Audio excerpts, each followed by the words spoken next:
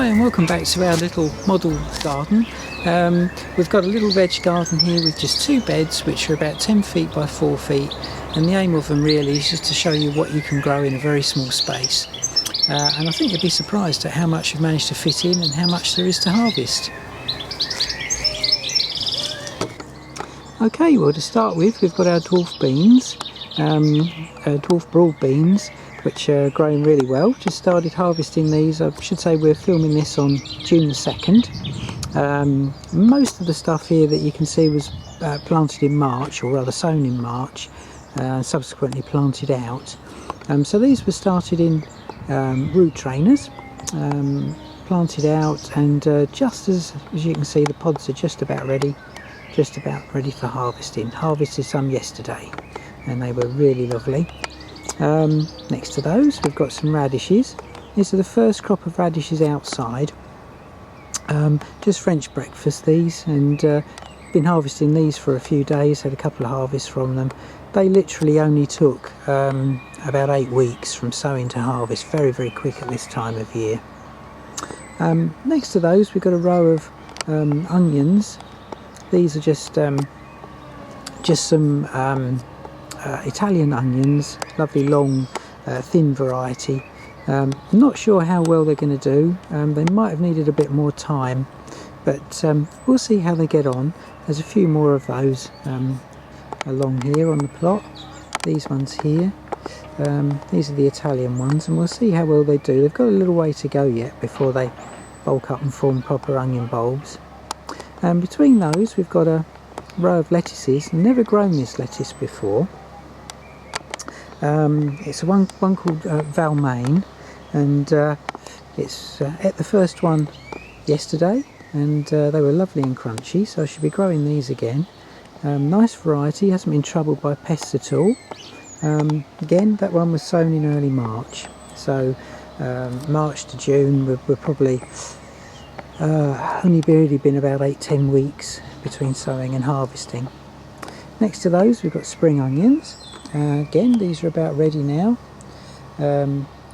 These are the Ishikura variety, looking quite nice. They were multi-sown, so each little cluster has got about 4 or 5 onions in it, so they're individually sown in cell trays and then planted out, again in March, so they're doing really well. Next to those we've got some carrots. I'd already sown some Amsterdam forcing in the polytunnel in February, but these ones followed them in March. Got 2 varieties here. So we've got one called St Valerie, which is the one on the left, and that has some carrot fly resistance. One next to that is Nazareth, which it's a main crop. It's got quite nice long thin roots, so they're coming on quite nicely. Put those between onions, as you can see, with the hope of keeping the carrot fly away, hoping that the smell of the onions might help to keep the carrot fly at bay. Although I have to say, on our heavy soil, slugs is probably more the problem. Next to those, some shallots, which are bulking up nicely. They're not as healthy as I'd have liked. I'd like them to have been a little bit bigger at this stage, but they're coming on okay. They've split nicely, so hopefully we will get some nice shallots come next month in July, perhaps early August. Next to those is a bit of an experiment. These are some old potato tubers which I got from the garden centre. We were all in lockdown. The only ones I could get had enormous shoots on them. Probably not in other years I might have passed them by. They're swift. Decided to plant them anyway, big long 6-inch shoots, just to see what would happen. They've not exactly romped away, as I think you can see. Not loads of foliage, but they're growing, and they've got a strulch mulch on them. Because they're in raised beds, you can't plant them very deep, or just in a small bed I should say, you can't plant them very deeply, so to make up for that you just mulch them more thickly on top to stop the tubers at the near the surface going green. And I think we'll get a few potatoes off of them, so it just goes to show that even the old potatoes that have got long shoots, they will still grow. You'll still get some sort of crop off of them, but we'll have a look later when we come to lift them later in the year to see how they did. On the bed at the back, let's take you around there. We've got perennial onions, which are the Welsh onions and also the tree onions. Pretty amazing things. I don't know if you've grown them before, but you can see the tree onions just produce little onions on the ends of what would normally be the flowering head. They gradually make their way down onto the soil where they'll root, and of course you can help them by bending them down and putting some wire on them just to pin them in place. And if you give them plenty of water, make sure the soil's nice and moist, they will gradually root, and you end up with a whole clump of onions, perennial onions, which you can lift each year. Just leave some to grow on and eat the rest. I should say we've got a couple of blackberries as well on this bed at the back. So we've got one there, one over here, which is this is a thornless variety, which is growing rather well. Of course, Loch Ness, how could I forget a name like Loch Ness? Yeah, thornless variety, and the bees have absolutely loved it this year. So we've got lots of flowers. It's only its second year in place, which is pretty amazing. But the flowers are lovely, and I think we're going to get quite a few blackberries, which are a family favourite. So looking forward to enjoying those. You can see they're just starting to form nicely. And then again, back to the other bed. Next to the perennial onions, we've got wilting slightly in the heat, rainbow chard. If you've been watching regularly, you'll know, you would have seen me plant these. Stems are colouring up nicely, so looking good.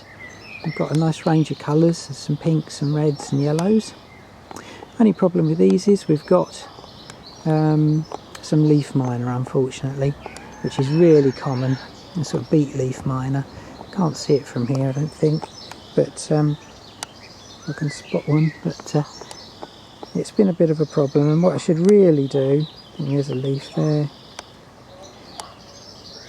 that's right, beet leaf miner, eats into the surface of the leaf. What I should really do is put some netting over these, but because it's a small bed, I have put things quite closely to get them in, and there's probably not room. So what I've been doing instead is just picking off infected leaves, and that seems to be doing the trick. We've got some Molo Rosso lettuces there, just in front, which are doing rather nicely, and in fact are ready to harvest. So making use of any space, and you can see we've just planted those at the end of the peas. We've got some peas there, which again, there's a video on us planting those. That's a new variety, or a variety I haven't tried before, called Valido. And that is producing some very nice pods. It's not quite ready yet to harvest, but so I can pick one out here. We've got some nice pods which are coming, and it won't be too long before we're ready to eat those, probably next week, I would think, at the latest. Next to those, next to the peas here, we've got some rocket. Again, early rocket sown in the polytunnel, but this is the first of the rocket outside, which was planted. So it's planted in May, and so we're now the 2nd of June, and that's growing rather well. And we've had a couple of harvests off of that as well. Flea beetle's a big problem here, but regular watering, keeping the soil damp, has sort of kept them away a little bit. They haven't been too bad. Next to those, we've got our beans. Now these are beans which are, it's a variety called Guinness, which is supposed to have called Guinness because it's got the, well, has or did have, I'm not sure which now, the Guinness World Record for the longest bean pod. So we've got a little competition going on between myself and Emma and Tony to grow the longest pod. So we're a little way off of that, I think you'll agree, but don't tell them that. I'm going to tell them there's already some 2 foot long pods on mine, and see if they'll quake in their boots. Just in front of that we've got some dill, which is just a sort of a space filler really, which we like to chop up, put in salads and things, and then grow them on and let them seed, so we'll get the seeds for cooking as well. So that's just a little roundup. I think you can see there's quite a lot in such a small space. It's all growing well. We've had some lovely weather, but we've had to water like mad because it's just been so dry, as I'm sure it has been with you. We're expecting some rain tomorrow, so that'll make a nice change for us, and we'll be able to hopefully take a day off from the watering. Oh, there was just one other thing at the back there. Got some potatoes in bags. One's in a potato bag, which is a sort of small bag purpose made for the purpose, and then we've got some in an old compost bag there. Again, they're swift, and they are again the old variety, so the old tubers I should say, so the ones which, like the ones we've planted in the ground, had really long shoots on them, but yeah, they seem to be doing better, I think, in the bags than in the ground, so we'll see how they compare when we dig them out, and see how many tubers we've got. Anyway, yeah, that's it. That's our roundup for now, and going to be enjoying some of these harvests in the next couple of weeks. But the trick, of course, is to make sure that you've got something else to take over. So again, we'll be going into making another video on the sorts of things we'll be sowing to fill the spaces that'll be left when these crops are harvested. Okay, thanks for watching, and do comment below. Let me know what you're growing and what you think of what we're growing, and if you've had any failures or successes this year on your plot, just let us know and we can compare some notes.